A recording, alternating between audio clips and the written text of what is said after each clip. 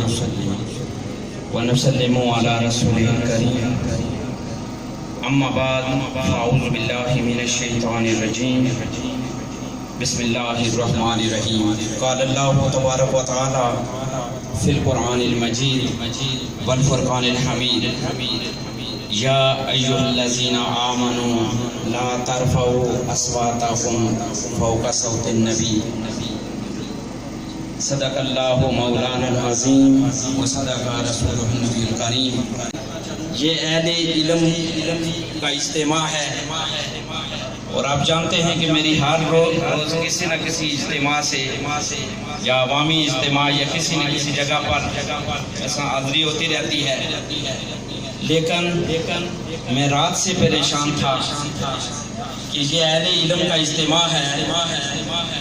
وقت بھی مختصر ہے اور اس مختصر وقت میں اپنی معلومات اہل علم کے سامنے پیش کروں گا تو کیا کروں گا؟ میں عرض کرتا چلوں آپ کی خدمت میں ایک ڈیفرنٹ قسم کا مطالعہ ہے وہ میں آپ کی خدمت میں رکھ رہا ہوں۔ دیکھیے اس ساری کائنات کا خالق مالک اور رازق اللہ تبارک و تعالیٰ کی ذات ہے۔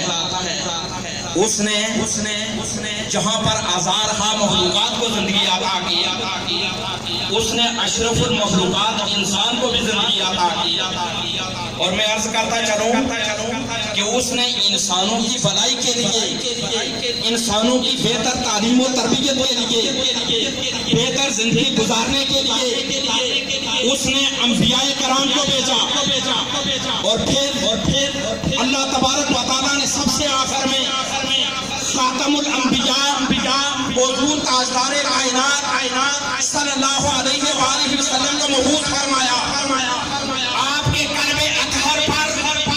اس اللہ تبارک و تعالیٰ نے قرآن مجید آپ کی خدمت میں عرض کرتا چلو قرآن مجید فرقان حمید کو اتارا۔ دیکھیے اس میں اگر ہم الحم سے لے کر والناس تک پورے قرآن مجید فرقان حمید کا طیران عامہ طور پر جائزہ لیں تو وہ خالق ارض و سما دو قسم کے خطاب بنی نوح انسان سے فرما رہا ہے۔ بعض جگہوں میں ہمیں ملتا ہے کہ وہ فرماتا ہے یا ایھا الناس، بعض مقامات پر ملتا ہے یا ایھا الذین آمنوا۔ میں عرض کرتا چلوں پورا قرآن مجید فرقان حمید دو حصوں پر منقسم ہے۔ ایک اس کی 114 سورتیں جو ہے 114 سورتوں میں سے کچھ قرآن مجید کا حصہ آپ جانتے ہیں وہ مکی کہلاتا ہے، اور یہ مکی صورتیں وہ صورتیں ہیں جو تاجدار کائنات صلی اللہ علیہ وسلم کے آپ جانتے ہیں مکہ المکرمہ سے یعنی مائیگریشن ٹوورڈز مدینہ سے پہلے جو پیریڈ ہے، اور یہ عرصہ 13 ایئر ہے یعنی 13 سال پر مشتمل ہے، اور اس کے بعد 10 سالہ آپ کی خدمت میں عرض کرتا جو مدنی دور جسے کہتے ہیں وہ ہے۔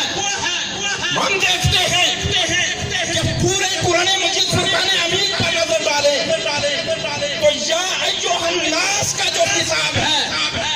وہ خالق ارض و سما جب بات کرتا ہے، توحید کی بات کرتا ہے، رد شرک کی بات کرتا ہے، تو اللہ تبارک و تعالیٰ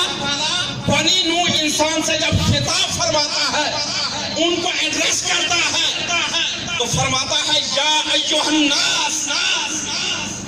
یہ 20 مرتبہ آیا ہے یا ایھا الناس پورے قرآن مجید میں، اور عرض کرتا چلوں 10 مرتبہ مکی صورتوں میں اور 10 مرتبہ مدنی صورتوں میں، لیکن عرض کرتا چلوں اس اللہ تبارک و تعالیٰ کا اسلوب بیان آپ دیکھیں، لیکن جب اللہ تبارک و تعالیٰ نے جب بھی یا ایھا الذین آمنوا ارشاد فرمایا یعنی خطاب اور ایڈریس اس نے اہل ایمان سے فرمایا، تو تو پیارے صاحبوں اس اللہ تبارک و تعالیٰ نے اپنے محبوب کی شان کو بیان کیا، اور یہ پورے قرآن مجید فرقان حمید میں عرض کرتا چلوں فقط مدنی صورتوں میں 89 ٹائم یعنی عرض کرتا چلوں 99 مرتبہ یا ایھا الذین آمنوا کے لفظ یعنی اے ایمان والوں سے خطاب فرمایا اس اللہ تبارک و تعالیٰ نے، تبابی اس اللہ تبارک و تعالیٰ نے مکی دور میں یا ایھا الذین آمنوا کا کلمہ استعمال نہیں کیا، وہ اس لیے فتوح البلدان میں برادری بیان کرتے ہیں کہ جب مائیگریشن ٹوارڈ مدینہ ہوئی تو وہاں جو گریٹر مکہ تھا اس کی کل پاپولیشن جو آبادی تھی وہ 10 لاکھ سے 12 لاکھ کے درمیان تھی، اور اس 10 یعنی عرض کرتا جو 10-12 لاکھ کی آبادی میں اسلام کا ماننے والے یعنی مسلمان جو تھے وہ 400 سے بھی کم تھے، لہذا قرآن نے اللہ تبارک و تعالیٰ نے جب بھی خطاب فرمایا مکی دور میں تو یا ایھا الناس سے ابتدا کی، اور جب میں عرض کرتا چلوں کہ اس اللہ تبارک و تعالیٰ نے حضور کی شان بیان کرنا ہوتی، اپنے محبوب کی شان بیان کرنا ہوتی تو اللہ تبارک تعالیٰ نے مومنوں سے خطاب فرمایا اور فرمایا یا ایھا الذین آمنوا، تعالیٰ نے اپنے نبی کی بارگاہ میں جو نبی خاتم الانبیاء معلم اعظم بھی ہے، حضور نے فرمایا مجھے معلم بنا کے بھیجا گیا، رب ادب سکھا رہا ہے کہ اگر معلم اعظم سے کچھ سیکھنا ہے، کچھ گین کرنا ہے تو کیسے سیکھنا ہے؟ فرمایا سنو یا ایھا الذین آمنوا لا ترفعوا اصواتکم فوق صوت النبی، کہ تم نبی پاک صلی اللہ علیہ وسلم کی بارگاہ میں جب پہنچو تو اپنی آوازوں کو نبی کی آواز سے ہمیشہ پست رکھو۔ میں عرض کرتا چلوں صحابہ کرام رضوان اللہ علیہم اجمعین جب لوگوں کا کوئی لفظ بھی استعمال کرتے تو ادب کا پورا خیال کرتے۔ حضرت عباس جو حضور کے چچا محترم ہیں، آپ سے کسی نے پوچھا عمر میں آپ بڑے ہیں یا حضور بڑے ہیں، تو وہ جواب کیا ارشاد فرماتے ہیں؟ آپ ارشاد فرمانے لگے ہوا اکبر منی وانا ولدت قبلہ، اے پوچھنے والے اب سنو، اے پوچھنے والے بڑے تو حضور ہی ہیں، میں بس پیدا پہلے ہو گیا۔ یہ صحابہ کا دیکھیں جب کلام کرتے تو کس طرح پیش آتے۔ یہاں پر میں مختصر ٹائم ہے، میں آپ کی خدمت میں عرض کرتا چلوں صحابہ کرام رضوان اللہ علیہم اجمعین جب آقا ارشاد فرما رہے ہوتے تو صحابہ ایسے بیٹھے ہوتے جس طرح کے ان کے سروں پر پرندے بیٹھے ہیں۔ میں عرض کرتا چلوں جتنی ادب سیکھنے کی ضرورت آج ہے شاید ہی اس سے پہلے کبھی ہوئی ہو۔ یہ جو سورہ حجرات کی آیات بینات ہے وہ صحابہ کرام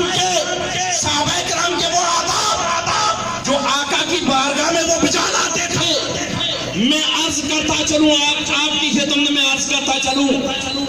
اس سے علماء کرام نے اہل علم نے بہت کچھ سیکھا ہے۔ ابو عبید جو بہت بڑے بلند عالم تھے وہ فرماتے ہیں میں نے کبھی بھی استاد کے دروازے پر دستک نہیں دی، میں ان کے دروازے کے سامنے بیٹھ جاتا، اس لیے کہ ہو سکتا ہے میں دستک دوں میرے استاد محترم ڈسٹرب ہو جائے۔ اور یعنی اسی کالج کے پروفیسر صاحب پروفیسر حیدر سرفراز صاحب آپ سے عرض کرتا چلوں کہ وہ درس قرآن کے حوالے سے مجھے ارشاد فرمانے لگے کہ استاد محترم ایسا کریں کہ ایک ہی موضوع پر درس دیا کریں اور وہ ادب ہے. یعنی آج کے ضرورت میں جتنی اس وقت تک کوئی آدمی یاد رکھے گین کچھ بھی نہیں کر سکتا, اصل کچھ نہیں کر سکتا جب تک کہ وہ اپنے استاد کا احترام نہ کرے. اور آخری بات میں آپ سے یہ عرض کرنا چاہتا ہوں عزیز طلباء و طالبات کے یہ میری بات آپ سب لوگ اپنے ساتھ باندھ کے لے جائیں, اور وہ یہ ہے کہ جو آدمی بھی مزاح کا رخ کرتا ہے اس کے پاس رائج الوقت سکہ ہونا چاہیے. ادروائز کوئی دکاندار اور کوئی تاجر بھی اسے کوئی چیز نہیں دے گا. لیکن یاد رکھے اہل علم کہتے ہیں کہ ایک طالب علم میں عرض کرتا چلوں جب وہ علم سیکھنے کے لیے علم کے شہر کا رخ کرے اس کے پاس بھی سکہ ہونا چاہیے. اور وہ سکہ کون سا ہے؟ وہ سکہ ادب کا سکہ. جس کے پاس ادب ہوگا